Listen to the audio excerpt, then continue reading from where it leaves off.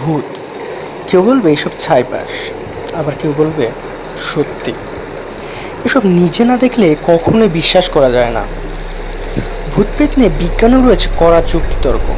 বিজ্ঞানীরা ভূতের অস্তিত্ব মানতে নারাজ হলেও সাধারণ মানুষ কিন্তু তার উল্টো।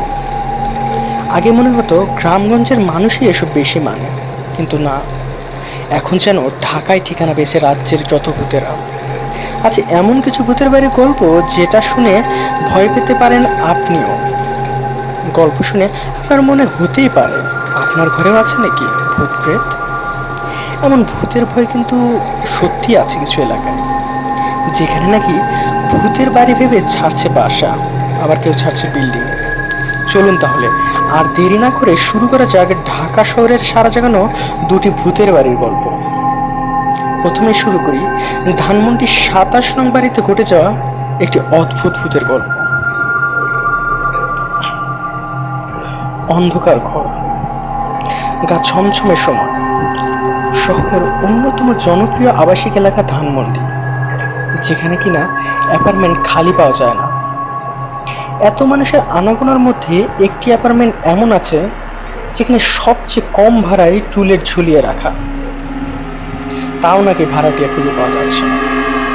লোকমুখে জানা যায় একজন মহিলার আত্মহত্যার পর থেকে কোনো ভাড়াটিয়াই সেখানে উঠলেই ঘটতে থাকে বিচিত্র সব ঘটনা। একটি ঘটনা এমনও ছিল যা নাকি এতটাই ভয়ঙ্কর ছিল, রাতারাতি বাসা বদল করতে বাধ্য হয়েছিল সে ভাড়াটিয়ারা। আহমেদ পরিবার, ছদ্মনাম রাখা হল। 5 মাসের বাচ্চা নিয়ে উঠেছিল ধানমন্ডি 27 নম্বরের অক্সফোর্ড স্কুলটির কাছাকাছি 3 তলার একটি খালি অ্যাপার্টমেন্ট। এই এলাকায় বাসা ভাড়ার যেখানে 500 টাকা ছাড় পাওয়া যায় না, কিন্তু অর্ধেক ভাড়ায় এত সুন্দর খোলামেলা অ্যাপার্টমেন্ট পেয়ে অল্প সময়ের ভেতরেই সপরিবারে উঠে পড়েন এই বাসায়। এমন নয় যে এই বাড়ি সম্বন্ধে তিনি জানতেন না, তিনি ভেবেছেন এগুলো কেবলই গুজব। তো বেশ কয়েকদিন এভাবেই গেল। অ্যাপার্টমেন্টে ওঠার বেশ কিছুদিন পর থেকেই শুরু হতে থাকে অদ্ভুত সব ঘটনা। কালো ছায়া দেখা কিংবা এক জায়গায় জিনিস অন্য জায়গায় খুঁজে পাওয়ার মতো ছোট ছোট ঘটনাগুলো ছিল নিত্যদিনে। কিন্তু একদিনে এমন কিছু ঘটে গেল যা আসলে মেনে নেওয়ার মতো নয়। পুরো বাসায় থাকতেন মোটে 3 জন মানুষ: আহমেদ সাহেব, তার স্ত্রী আর তাদের 5 মাসের বাচ্চা। আহমেদ সাহেব নামাজ কালাম করতেন প্রতিনিয়ত। দেরি করে আসায় প্রায় ঈশার নামাজ কাজা হয়ে যায়। এমন একদিন রাত 11টার দিকে নামাজ পড়বেন বলে শোবার ঘরের পাশের ঘরে গিয়েছিলেন আহমেদ সাহেব। নিরিবিলি নামাজ পড়বেন বলে ঘরের বাতি নিভিয়ে ঘরের মাঝখানে জায়নামাজটা বিছিয়ে বসলেন। অন্য ঘরের আলো যতটুকু দেখা যাচ্ছে তাতে সুন্দরভাবে নামাজ আদায় করা যায়। ঘরে হালকা অন্ধকার, পাশের ঘরে স্ত্রী আর বাচ্চা খেলছে। সে শব্দ হালকা ভেসে আসছে। শান্ত মনে চোখ বন্ধ করে শুরু করলেন নামাজ। নামাজের শেষে তিনি যখন সিজদা থেকে উঠে দোয়া করবেন বলে বসলেন, কিছু একটা অনুভব করতে লাগলেন। তিনি আর ঘরে একা নন, তার পিঠ থেকে ছিল দেয়ালে, কিন্তু সে তো ঘরের মাঝে নামাজ পড়ছিলেন। তার পিঠে কেন দেয়াল ঠেকবে?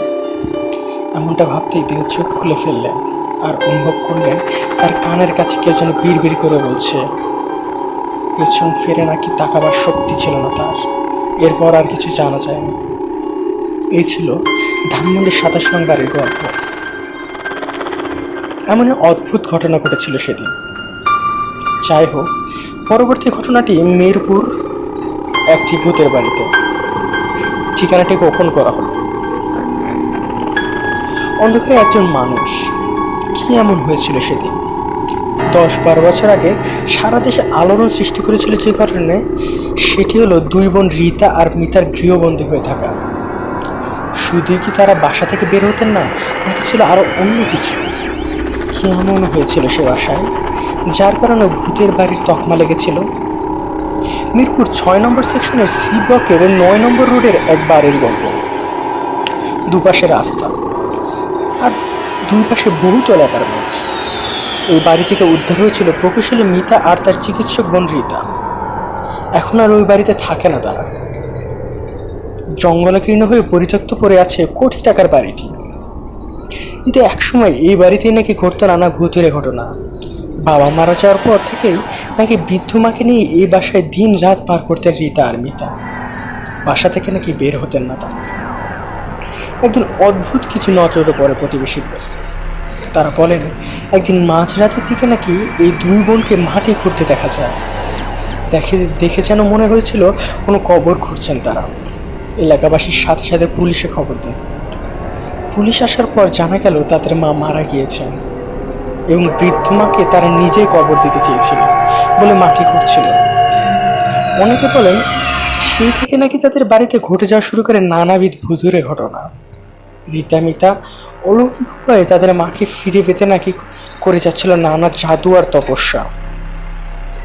অনেকে এটাও বলে মাঝরাতে নাকি রীতা মিতার মাকেও হেঁটে বেড়াতে দেখা যায়। যে কবরটা খুঁড়ে হচ্ছিল সে কবরের আশেপাশে নাকি তাকে দেখাও গিয়েছে অনেক। রীতা মিতাও নাকি কখনো অস্বীকার করেনি তাদের মায়ের উপস্থিতি। একবার এমন ঘটেছিল এই ভুতুরে বাড়ির পাশে বিল্ডিংয়ে থাকা এক বাসিন্দা এমন কিছু দেখেছিলেন যা সারা এলাকায় সৃষ্টি করেছে ভূতের আতঙ্ক। রাত ছিল নাকি 3টা। তিনি বারান্দায় গিয়েছিলেন বাতাস খেতে। তখনই দেখতে পারেন কবরের জন্য করে রাখা গর্তে কে যেন বসে আছে, কালো কাপড় জড়ানো। এই ছিল মিরপুরে ভূতের বাড়িটির গল্প। এরকম ঢাকায় আরো অনেক জায়গা আছে যেখানে এরকম ভূতের অস্তিত্ব পাওয়া যায়। ভূতের অস্তিত্ব বলবো না, ভূতের এমন কাণ্ড দেখা যায়। জানি না সেসব সত্যি কিনা, সবই লোকমুখে শোনা। এসব গল্পকে যেমন মিথ্যা বলা যায় না, তেমন সত্যিও বলা যায় না। খেয়াল রাখবেন আপনারা কোনো কালো বিদ্যা অথবা জাদুতে যেন জড়িয়ে না পড়েন। হতে পারে ভয়ঙ্কর কিছু কাণ্ড আপনাদের সাথেও। আজকে রাত থেকেই একটু সতর্ক থাকুন। ভূতকে নিছক মিথ্যা বলে উড়িয়ে দিবেন না। হতে পারে আপনার বাড়িতে কিছু অশরীরী রয়েছে। হতে পারে কিছু এমন অঘটন ঘটে যা আপনারা তাচ্ছিল্য করে উড়িয়ে দিন। হতে পারে সেগুলো সত্যি। তাই একটু সতর্ক হন, চোখ কান খোলা রেখে কাজ করুন।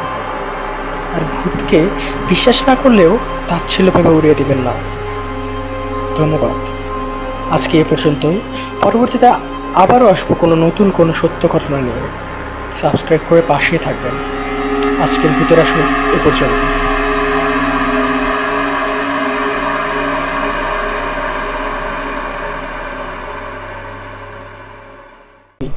তো বেশি কথা না বাড়িয়ে মূল গল্পে যাওয়া যাক। তো গল্পে যাওয়ার আগে যদি সাবস্ক্রাইব করে না থাকেন সাবস্ক্রাইব করে নেবেন আর শেষ পর্যন্ত ধৈর্য সহকারে গল্পটি শুনবেন। তো এখন মূল গল্পে যাচ্ছি। ঘটনাটা বরিশালের বাউফল থানার মুলাদি গ্রামের। ঘটনাটা এখনকার না, 40 বছর আগে। আমার এক নিকট আত্মীয় ঘটনা, ও তার কাছ থেকে শোনা। তার ভাষায় আমার বয়স তখন 22 বছর। আমার বাবার খুবই ডায়রিয়া হয়েছিল। গ্রামের এক কবিরাজকে দেখিয়েছি এবং সে বলে না যত তাড়াতাড়ি সম্ভব নিয়ে শহরে নিয়ে যাওয়া ভালো, ডাক্তার দেখাতে হবে। কারণ তখনকার দিনে গ্রামের থেকে কোনো ডক্টর ভালো ছিল না। আর শহর 25 কিলোমিটার দূরে। শহরে যেতে হবে নৌকায় করে। যোগাযোগের একমাত্র উপায় ছিল নৌকা। তো ভালো রাস্তা তখন ছিল না। বাবাকে নিয়ে যখন রওনা করি তখন বেলা 12টা বাজে। প্রথমে আঁকা বাঁকা ছোট খাল পেরিয়ে বড় নদী ও তার ওই পারে শহর। শহরে পৌঁছাতে আরো ঘন্টা আড়াই লেগে গেছে। বিকেল 5টার দিকে বাবা মারা যায়। বাবার লাশটা নিয়ে আমি আবার বাড়ির দিকে রওনা দিই। বড় নদীটা যখন পার করে খালের দিকে নৌকা ঢোকাই তখন দেখতে পাই নৌকা আর চলছে না, কাদায় আটকে গিয়েছে। তখন ভাটা চলছে। জোয়ার আসবে রাত 12টার দিকে। তখন সময়টা আনুমানিক সন্ধ্যে 6:30 হবে। শীতের কাল থাকায় ওই সময় অন্ধকার হয়ে গিয়েছিল চারপাশ। আকাশের জ্যোৎস্নার আলো ছিল খুব। জনমানব শূন্য একটি স্থানে এসে নৌকাটা আর চলছে না। খালটার বাম পাশে একটু দূরে একটি পরিত্যক্ত শ্মশান, আর ডান পাশে গভীর জঙ্গল। জঙ্গলের বট গাছগুলো দানবের মতো দাঁড়িয়ে আছে। বট গাছের ডালে কিছু বাদর চলছে। এতটাই নির্জন জায়গা যে কোনো শব্দ হলেই বুকের ভিতরে কেমন যেন করে ওঠে। ভয়ে বাবার লাশটি স্পর্শ করে বাবার পাশে বসে থাকি। শুধু অপেক্ষা ছাড়া আর কোনো উপায় নেই আমার।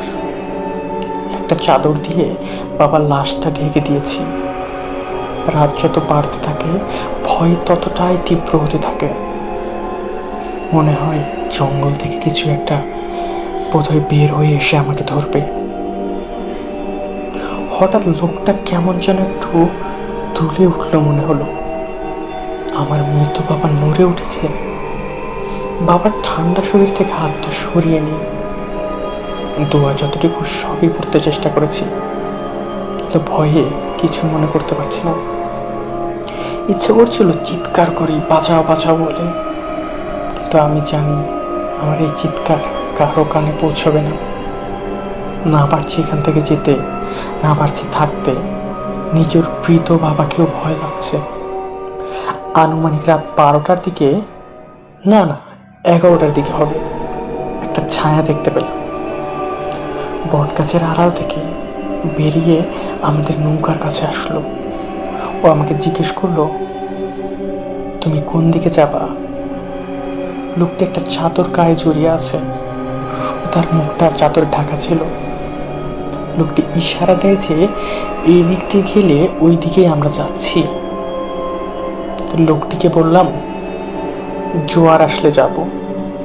লোকটি নৌকায় উঠল ও বাবার কাছে বসলো, কিন্তু বাবার সম্পর্কে কিছুই জিজ্ঞেস করলো না। এক দৃষ্টিতে বাবার লাশটার দিকে চেয়েছিল। লোকটার মুখটা আমি তখনও দেখতে পাইনি।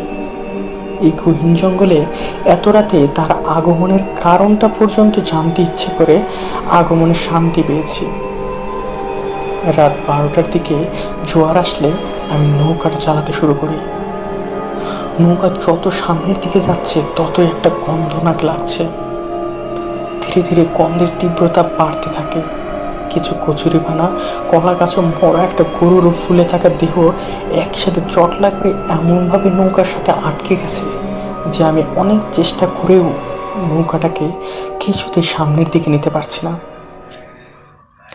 বাধ্য হয়ে আমি নৌকা থেকে পানিতে রশি ধরে টানতে থাকলাম। প্রায় 5 মিনিট টানার পর আমি নৌকার কাছে আসি। তখন যা দেখলাম, বুকের ভেতর কেমন যেন করে উঠলো। দেখি লোকটা বাবার বুকের কাছে বসে বাবার বুকের ভেতর হাত ঢুকিয়ে কলিজাটা বের করে দিয়ে, তখন আমি কোনো উপায় না দেখে বইটাটা হাতে নিয়ে লোকটার মাথায় আঘাত করে একাধিকবার। লোকটা আমার দিকে যখন ঘুরে, তখন ঠিক গলার মাঝখানে বইটাটা ঢুকিয়ে দিই। এতে লোকটা পানিতে পড়ে যায়। আমি পানিতে খুব জোরে জোরে বইটা দিয়ে আঘাত করি ও চিৎকার করি, সাহস থাকলে সামনে আয়। চাঁদের আলোতে লোকটার রক্ত মাখা লোমশ হাতটা রেখেছিলাম।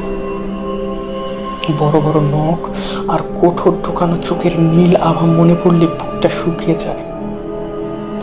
দাঁতগুলো লালচে, খুব ছোট ছোট তীক্ষ্ণ আর ধারালো। আমার চিৎকার শুনে টর্চ লাইট নিয়ে কয়েকজন লোক ছুটে আসে। তাদের সব কিছু খুলে বলি। সব কিছু শুনে তারা বাবার লাশটা দেখে তখনও বাবার বুকের ছোপ ছোপ রক্তগুলো শুকায়নি। ওই রাতটা ছিল আমার জীবনের সবচেয়ে ভয়ঙ্কর রাত, যে রাতের কথা আমি কখনো ভুলতে পারবো না। ওইটা আসলে একটা পিশাচ ছিল। যাই হোক দর্শক, এটি ছিল আজকের গল্প। লেখকের ভাষ্য মতো আমি আপনাদের শোনালাম। জানি না গল্পটিকে আসলে সত্য ছিল কিনা। প্রতি পর্বের শেষে আমি এই কথাটা বলি। হয়তো বা হ্যালুসিনেশন হতে পারে, হয়তো বা সত্যি কোনো খারাপ জিন বা পিশাচের ভর। আপনাদের মতে কি ব্যাপারটা ছিল জানাতে পারেন। আজকের পর্ব এ পর্যন্তই। আশা করি পরবর্তী পর্বে আমাদের সাথে যোগ দিবেন। ধন্যবাদ সবাইকে। শুভরাত্রি।